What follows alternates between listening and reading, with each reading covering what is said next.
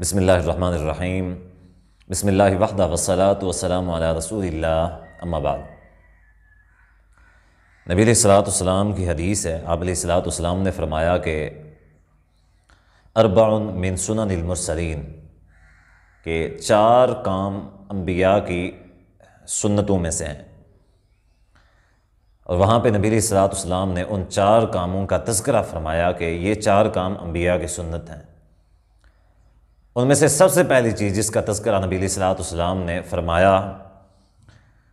فرمایا کہ الحیا، انبیاء کی جو سب سے پہلی سنت تھی وہ حیا تھی۔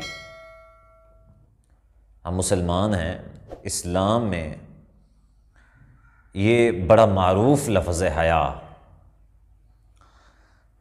قرآن و حدیث میں بہت سارے مقامات پہ یہ وارد ہوا ہے، اس کا تذکرہ موجود ہے۔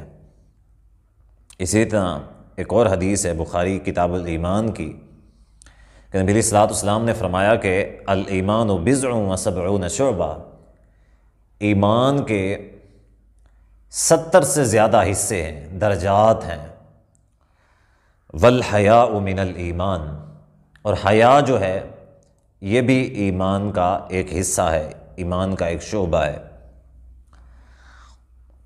مسئلہ یہ ہے کہ ہمارے معاشرے میں حیا کا بہت زیادہ تذکرہ ہوتا ہے، ایک دوسرے کو ہم حیا کی تلقین کرتے ہیں، حیا پر کاربند رہنے کی لوگوں کو باتیں کرتے ہیں، حیا کے طعنے بھی دیتے ہیں۔ لیکن یہاں پہ لمحہ فکریہ ہمارے لیے یہ ہے کہ اکثر و بیشتر ہمارے لوگوں کو پتہ ہی نہیں کہ حیا کیا ہوتی ہے۔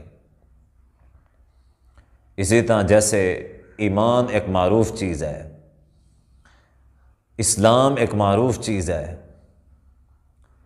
ایمانداری، امانت، یہ معروف چیزیں ہیں، ہم نے سنی ہوئی ہیں، لیکن چونکہ عرف عام میں ہمارے ہاں مشہور ہیں تو ہم ان کا جو مفہوم ہے وہ اپنے دلوں کے اندر تھوڑا بہت جانتے ہیں۔ حقیقت میں ہمیں نہیں پتہ کہ ایمان کیا ہے، اسلام کیا ہے، امانت کیا ہے۔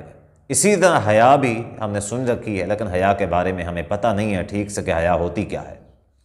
تو آئیے آج میں احادیث رسول اللہ صلی اللہ علیہ وآلہ وسلم سے آپ لوگوں کے سامنے حیا کی وضاحت کروں گا کہ حیا کیا چیز ہے،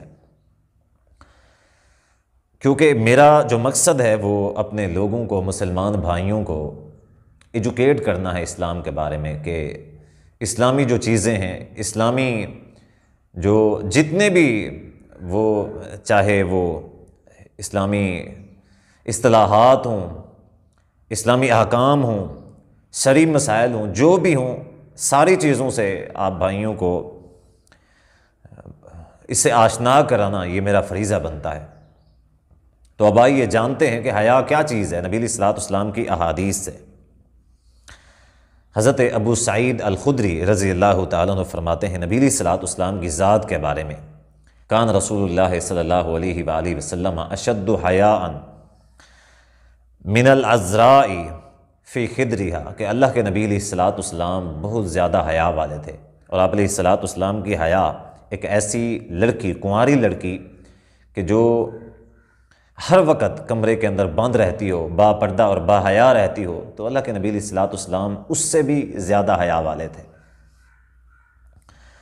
فَإِذَا رَأَىٰ شَيْئًا يَكْرَهُ، اللہ کے نبی علیہ الصلوۃ والسلام جب کسی ناپسندیدہ چیز کو دیکھتے یا کسی چیز کو دیکھتے، وہ چیز نبی علیہ الصلوۃ والسلام کو بری لگتی، ناپسندیدہ ہوتی، غیر اخلاقی ہوتی، عرفناہ فی وجہہ، ہم اللہ کے نبی علیہ الصلوۃ والسلام کے چہرہ مبارک سے سمجھ جایا کرتے تھے، آپ کے چہرے کے آثار کی وجہ سے ہم سمجھ جایا کرتے تھے کہ یہ چیز جو ہے یہ غلط ہے، یہ بری چیز ہے، کیونکہ نبی علیہ الصلوۃ والسلام کا چہرہ مبارک جو ہے وہ آثار آپ علیہ الصلوۃ والسلام کے ہمیں بتا رہے ہیں۔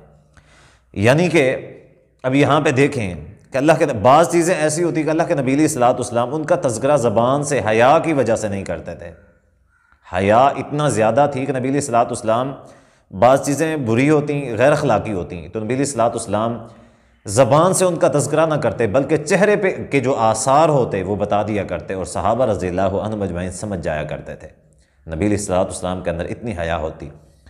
یعنی حیا کیا ہے؟ اس حدیث سے جو بات سمجھ میں آتی ہے، کسی بھی ایسی غیر اخلاقی چیز ہے، بری چیز ہے، ناحق ہے، مناسب نہیں ہے، کوئی بھی کام اس کا کرنا دور کی بات ہے، اس کو دیکھنا، اس کے بارے میں سننا، اس چیز کو ناپسند کرنا بھی حیا ہے۔ اب آئیے دوسری حدیث ہے، حضرت عبداللہ بن عمر رضی اللہ تعالیٰ عنہ فرماتے ہیں، مسلم کتاب الایمان کی ہے، اللہ کے نبی علیہ الصلوۃ والسلام ایک جگہ سے گزر رہے تھے تو آپ علیہ الصلوۃ والسلام نے دیکھا کہ ایک شخص دوسرے کو حیا کے اوپر دست دے رہا ہے، اور کیا کہہ رہا ہے؟ کہہ رہا ہے کہ اگر تم اسی طرح حیا میں رہے تو لوگ تمہارا حق کھاتے رہیں گے، اس حوالے سے کہ لوگ تمہارے حقوق کھاتے ہیں، چونکہ تم حیا والے ہو وغیرہ وغیرہ، تو تمہیں اتنا حیا نہیں کرنی چاہیے۔ واضح و نصیحت کر رہا تھا کہ اتنی بھی حیا نہیں ہونی چاہیے۔ تو اللہ کے نبی علیہ الصلوۃ والسلام نے جب سنا تو آپ علیہ الصلوۃ والسلام نے فرمایا کہ دعہ فإن الحیاء من الایمان، اس کو چھوڑ دے، وہ جو کرتا ہے کرنے دے۔ کیوں؟ کیونکہ الحیاء من الایمان، حیا جو ہے یہ ایمان کا حصہ ہے۔ یعنی ایسا شخص کہ جس کے حقوق کھائے جا رہے تھے اور دوسرا شخص اس کا جو مخلص ساتھی تھا اس کو واضح و نصیحت کر رہا تھا کہ بھائی اتنا بھی حیا نہ کیا کرو، لوگ تو تمہیں کھا جائیں گے۔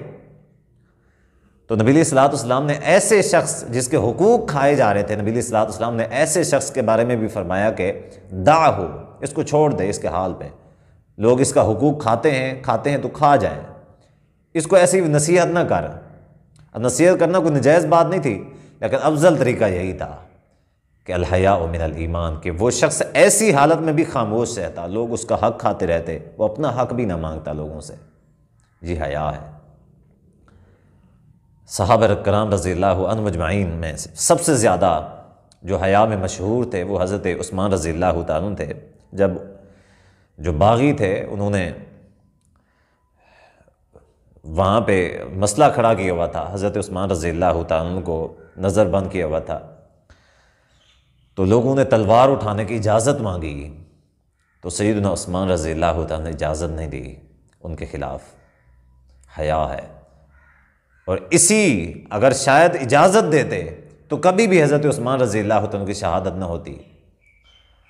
اپنی شہادت قبول کر لی، لیکن دارالحکومت کے اندر، مدینہ کے اندر، ریاست اسلامی کے اندر ایک مسلمان جو بظاہر باغی تھے لیکن بظاہر مسلمان تھے، تو ان کا جو ہے وہ قتل کی اجازت نہیں دی۔ یہ چیز حیا ہوتی ہے۔ یعنی کہ دوسرے کا حق کھانا،